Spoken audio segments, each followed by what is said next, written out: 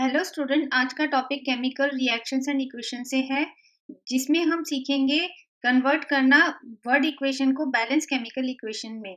तो चलिए स्टार्ट करते हैं।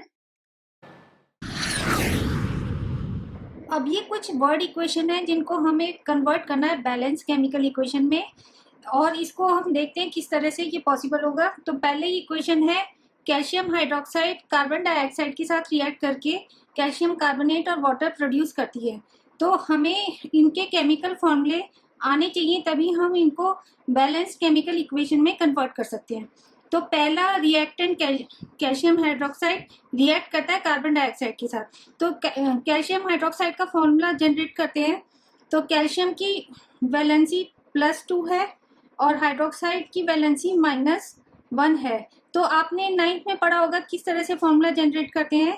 तो इनकी वैलेंसी को हम क्रॉस कर देते हैं और क्रॉस करके हमें पता चल जाता है कि इसके कितने एटम्स हैं प्रेजेंट एक यूनिट फॉर्मूला में। तो ये कैल्शियम हाइड्रोक्साइड में हमने ये क्रॉस कर दिया है, तो इसका मतलब कैल्शियम में 1 और हाइड्रोक्साइड के 2 यूनिट हाइड्रोक्साइड आयन के हैं। तो ये हम लिख देते हैं इसका फॉर्मूला कि CaOH होल ट्वाइस। और कार्बन डाइऑक्साइड का तो पता ही है, कार्बन डाइऑक्साइड का फॉर्मूला CO2 है और ये प्रोड्यूस करता है कैल्शियम कार्बोनेट। कैल्शियम कार्बोनेट में कार्बोनेट की वैलेंसी CO3 और ये इसकी वैलेंसी -2 है। तो कैल्शियम के साथ यहाँ पे क्रॉस करते हैं, तो यहाँ पे हम देखते हैं कि +2 कैल्शियम की -2 कार्बोनेट की है, तो यहाँ पे कैंसिल हो जाती क्योंकि सेम नंबर है। तो इस तरह से हमें कैल्शियम कार्बोनेट का फॉर्मूला मिल जाता है। तो ये है CaCO3 और वाटर का तो पता ही है H2O है। डिस्क्रिप्शन बॉक्स में हमने फॉर्मूले बनाने का लिंक नीचे दिया हुआ है, तो आप उसे वहां जाके सीख सकते हैं। तो अब हम कंटिन्यू करते हैं। तो कैल्शियम हाइड्रोक्साइड कार्बन डाइऑक्साइड के साथ रिएक्ट करता है तो कैल्शियम कार्बोनेट और वाटर प्रोड्यूस होता है। तो यहाँ पे हम पहले इसको बैलेंस करते हैं। तो बैलेंस करने में मैंने बताया था कि पहले मेटल, फिर नॉन मेटल और उसके बाद ऑक्सीजन और लास्ट में हाइड्रोजन हम बैलेंस करेंगे, तो इस तरह से आसान हो जाएगा। तो हम कैल्शियम से स्टार्ट करते हैं जो मेटल है। तो यहाँ पे रिएक्टेंट साइड में 1 है, प्रोडक्ट साइड में 1 है, तो ये बैलेंस्ड है। फिर आता है नॉन मेटल, कार्बन है, कार्बन रिएक्टेंट साइड में 1 है और प्रोडक्ट साइड में भी 1 है, तो कार्बन भी बैलेंस्ड है। अब ऑक्सीजन देखते हैं। ऑक्सीजन रिएक्टेंट साइड में 1 × 2, तो यहाँ पे 2 है कैल्शियम हाइड्रोक्साइड में और कार्बन डाइऑक्साइड में 2, तो ऑक्सीजन जो है वो 2 + 2 हो गया है रिएक्टेंट साइड में, यानी कि 4 है रिएक्टेंट साइड में। तो प्रोडक्ट साइड में हम देखते हैं कैल्शियम कार्बोनेट में 3 और वाटर में 1, तो ये 3 + 1 = 4। तो ऑक्सीजन बैलेंस्ड है रिएक्टेंट साइड और प्रोडक्ट साइड में। अब लास्ट में हम हाइड्रोजन देखते हैं। तो हाइड्रोजन रिएक्टेंट साइड में OH के 2 यूनिट हैं, तो 2 हाइड्रोजन कैल्शियम हाइड्रोक्साइड में है और 2 ही वाटर की मॉलिक्यूल में है, तो हाइड्रोजन भी बैलेंस्ड है। इस तरह से हम देखते हैं कि ये ऑलरेडी बैलेंस्ड इक्वेशन है, तो हमें फर्दर इसमें कुछ नहीं करना। ये बैलेंस्ड इक्वेशन है तो हम इसी तरह से लिखेंगे। कैल्शियम हाइड्रोक्साइड ये एक्वस स्टेट में होती है और कार्बन डाइऑक्साइड तो पता है कि गैसीय स्टेट में होती है। कैल्शियम कार्बोनेट, ये कैल्शियम कार्बोनेट सॉलिड स्टेट में होती है और वाटर तो नॉर्मल स्टेट में, ये लिक्विड स्टेट में होती है। तो ये हमारी स्टेट हो गई, फिजिकल स्टेट हो गई रिएक्टेंट और प्रोडक्ट की। तो इसको हम फाइनल लिख देते हैं। जो हमारी फाइनल इक्वेशन होगी, कैल्शियम हाइड्रोक्साइड ये एक्वस है प्लस कार्बन डाइऑक्साइड गैसीय स्टेट में, ये प्रोड्यूस करेगी कैल्शियम कार्बोनेट ये सॉलिड स्टेट में, प्लस वाटर ये लिक्विड स्टेट में। तो इस तरह से हमें फाइनल इक्वेशन मिल जाएगी। ये हमारी फाइनल इक्वेशन है, ठीक है। अब नेक्स्ट हमारा आता है कि सोडियम वाटर के साथ रिएक्ट करता है, तो sodium hydroxide plus hydrogen gas produce होती है। तो इसको हम बैलेंस करते हैं। तो सोडियम का फॉर्मूला, केमिकल फॉर्मूला है Na, sodium plus water, water का H2O ये प्रोड्यूस करेगा सोडियम हाइड्रोक्साइड। सोडियम हाइड्रोक्साइड का फॉर्मूला है NaOH। और हाइड्रोजन गैस प्रोड्यूस होती है, तो हाइड्रोजन हम लिख देते हैं। तो अब हम इसको बैलेंस करते हैं, तो बैलेंस में मेटल से स्टार्ट करते हैं। तो रिएक्टेंट साइड में एक है, प्रोडक्ट साइड में भी एक है। फिर ऑक्सीजन को बैलेंस करते हैं, रिएक्टेंट साइड में एक है और प्रोडक्ट साइड में भी एक है। अब आ जाता है हाइड्रोजन। रिएक्टेंट साइड में यहाँ पे 2 है वाटर में, और NaOH में ये एक है हाइड्रोजन और 2 हाइड्रोजन गैस में है। तो हाइड्रोजन गैस, जो हाइड्रोजन एटम जो प्रोड्यूस होती है प्रोडक्ट साइड में, वो NaOH में 1 और प्रोडक्ट हाइड्रोजन गैस में 2, तो ये 3 एटम प्रोड्यूस करता है। तो हम देखते हैं कि यहाँ पे इवन है रिएक्टेंट साइड में और प्रोडक्ट साइड में ऑड है। तो अब इसको हम इवन बनाने के लिए क्या करेंगे कि NaOH को डबल कर देते हैं। तो अब हाइड्रोजन इवन हो गई है, 2 + 2, यहाँ पे ये 4 प्रोड्यूस हो रही है। तो इस तरह से इवन हो गया है प्रोडक्ट साइड में। तो अब हम क्या करेंगे कि फिर से इसको बैलेंस करने की कोशिश करेंगे, उसी सीक्वेंस में स्टार्ट करते हैं। तो यहाँ पे हम देखते हैं कि रिएक्टेंट साइड में एक है सोडियम और प्रोडक्ट साइड में 2 है। 2 NaOH में ये 2 सोडियम हो गए। तो अब हम सोडियम बैलेंस नहीं है, तो सोडियम को बैलेंस करने के लिए क्या करेंगे, रिएक्टेंट साइड में 2 कर देंगे। तो अब रिएक्टेंट साइड में 2 है और प्रोडक्ट साइड में भी 2 है। ठीक, तो अब क्या नेक्स्ट है ऑक्सीजन।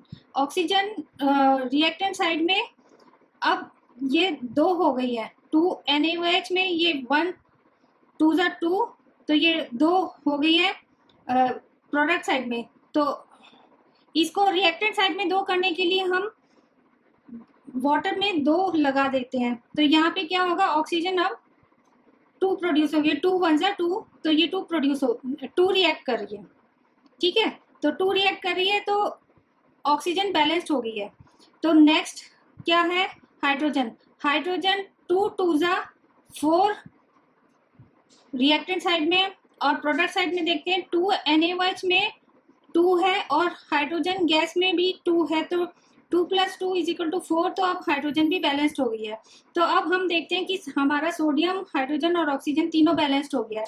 तो हमारी जो फाइनल इक्वेशन होगी स्टेट के साथ, वो लिखते हैं 2Na।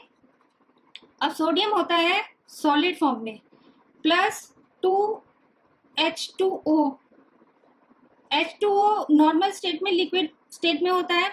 और फिर आता है 2 NaOH, ये बेस है, बेस डाइल्यूटेड फॉर्म में होता है, तो ये एक्वस फॉर्म में होगा। और उसके बाद हाइड्रोजन गैस प्रोड्यूस होगी, तो हाइड्रोजन को हम गैसीय स्टेट में दिखा देंगे। तो ये हमारी फाइनल रिएक्शन है बैलेंस्ड। नेक्स्ट है जिंक कार्बोनेट। जब हीट करते हैं तो जिंक ऑक्साइड और कार्बन डाइऑक्साइड प्रोड्यूस होती है।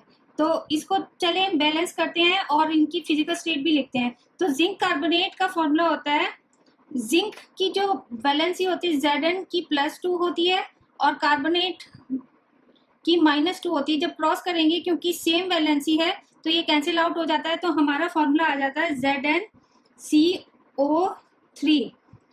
अब इसको हम हीट करते हैं, हीट को हम डेल्टा साइन से भी रिप्रेजेंट कर सकते हैं। तो ये प्रोड्यूस करेगा zinc oxide plus carbon dioxide.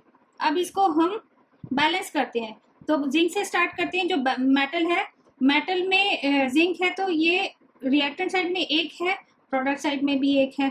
फिर आता है non metal carbon, reactant side में एक है, प्रोडक्ट साइड में भी एक है। लास्ट में ऑक्सीजन रह जाता है, रिएक्टेंट साइड में 3 है और प्रोडक्ट साइड में 1 + 2 = 3। तो ये ऑक्सीजन भी बैलेंस्ड है। तो हमारा जिंक, कार्बन और ऑक्सीजन तीनों ऑलरेडी बैलेंस्ड है। तो ये रिएक्शन अपने आप में ही बैलेंस्ड है, तो इसको बैलेंस करने की जरूरत नहीं है। लेकिन अब हम इनके फिजिकल स्टेट को लिखते हैं। तो जिंक कार्बोनेट को हीट करते हैं, तो zinc oxide plus carbon dioxide produce होती है। लेकिन अब फिजिकल स्टेट लिखना रह गया। तो जिंक कार्बोनेट सॉलिड होता है, जिंक भी सॉलिड होता है और कार्बन डाइऑक्साइड गैसीय स्टेट में होती है। तो ये हमारी रिएक्शन है फाइनल। तो नेक्स्ट है double displacement reaction barium chloride aluminium sulphate के साथ रिएक्ट करता है तो बेरियम सल्फेट और एल्यूमिनियम क्लोराइड प्रोड्यूस करता है। तो अब हम इसकी फॉर्मूला लिखते हैं, तो बैलेंस ही लिख लेते हैं। बेरियम की +2 है, क्लोराइड की -1 है, एल्यूमिनियम की +3 है और सल्फेट आयन की -2 है। तो ये हमारी बैलेंसी है, इसी से हम फॉर्मूला जनरेट करेंगे। तो बेरियम क्लोराइड, बेरियम की +2 और क्लोरीन की -2 है। अगर हम क्रॉस करते हैं वैलेंसी को तो हमें फॉर्मूला मिल जाता है BaCl2 plus aluminium sulphate, aluminium की +3 है और सल्फेट की -2 है। तो इसको वैलेंसी को अगर क्रॉस करते हैं तो हमें फॉर्मूला मिलता है Al2SO4 होल थ्राइस। ठीक है, वैलेंसी क्रॉस करते हैं और जो पॉली एटॉमिक आयन होते हैं उनको ब्रैकेट में लिखते हैं। अगर एक से ज्यादा यूनिट है तो ये 3 यूनिट्स होंगे, क्योंकि हमने क्रॉस कर दिया है तो हम ब्रैकेट में लिखेंगे। ठीक है, तो अब नेक्स्ट है बेरियम सल्फेट। बेरियम की +2 और सल्फेट की -2 अगर क्रॉस कर देते हैं तो क्योंकि वैलेंसी सेम है तो कैंसिल आउट हो जाएगी। तो हमें जो फॉर्मूला मिलेगा BaSO4 मिलेगा। और एल्यूमिनियम क्लोराइड में एल्यूमिनियम की +3 है और क्लोरीन की -1 है।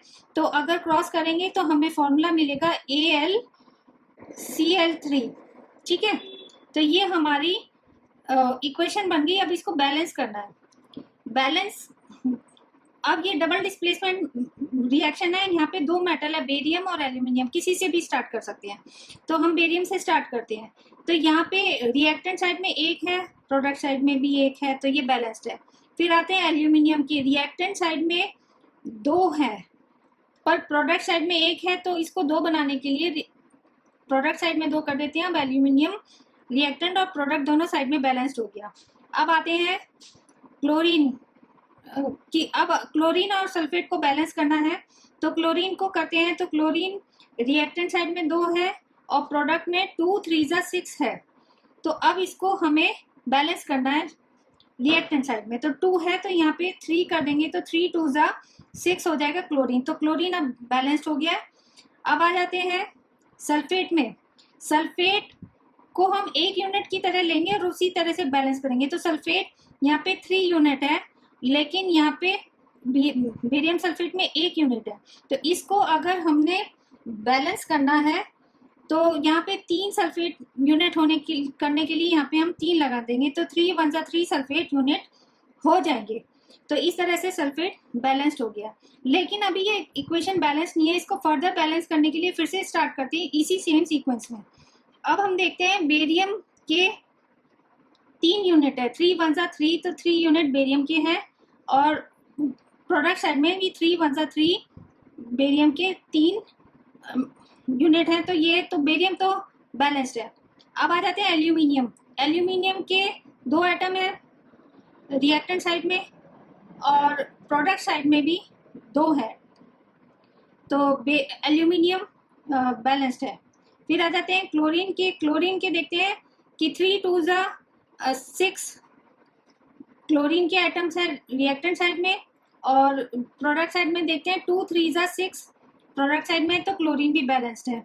लास्ट में सल्फेट को देखते हैं, तो सल्फेट के 3 यूनिट रिएक्टेंट साइड में है, 3 1 3 यूनिट प्रोडक्ट साइड में है, तो ये भी बैलेंस्ड है। तो इस तरह से हमारे बेरियम, एल्यूमिनियम क्लोराइड और सल्फेट सभी बैलेंस्ड हो जाते हैं। तो ये हमारी फाइनल रिएक्शन हो जाती है। तो हम इसको लिख लेते हैं 3BaCl2 plus Al2SO4 whole thrice, ये प्रोड्यूस करेगा 3BaSO4 प्लस 2AlCl3। तो ये हमारी फाइनल इक्वेशन होगी। लेकिन अभी हमने इसमें फिजिकल स्टेट नहीं लिखी है। तो फिजिकल स्टेट लिखने के लिए ये डबल डिस्प्लेसमेंट रिएक्शन है। मैंने पहले ही बताया था कि डबल डिस्प्लेसमेंट रिएक्शन तभी पॉसिबल है जब दोनों रिएक्टेंट एक्वस स्टेट में हो। तो एक्वस हम लगा देंगे, दोनों में एक्वस लगा देंगे। और बेरियम सल्फेट ये प्रेसिपिटेट फॉर्म में है तो डाउन एरो लगा देंगे। और एल्यूमिनियम क्लोराइड क्योंकि ये डिजॉल्व फॉर्म में होती है वाटर के अंदर तो ये एक्वस हम इसको शो कर देंगे। तो ये हमारी फाइनल रिएक्शन है 3BaCl2 aqueous plus Al2SO4 whole thrice aqueous 3BaSO4 ये प्रेसिपिटेट प्लस 2AlCl3 एक्वस। तो ये हमारी फाइनल रिएक्शन हो जाएगी। अब मैं उम्मीद कर सकती हूँ कि आपको कन्वर्ट करना वर्ड इक्वेशन को बैलेंस केमिकल इक्वेशन में कन्वर्ट करना आसानी से समझ में आ गया होगा। इस वीडियो को देखने का आपका बहुत बहुत धन्यवाद। Thank you.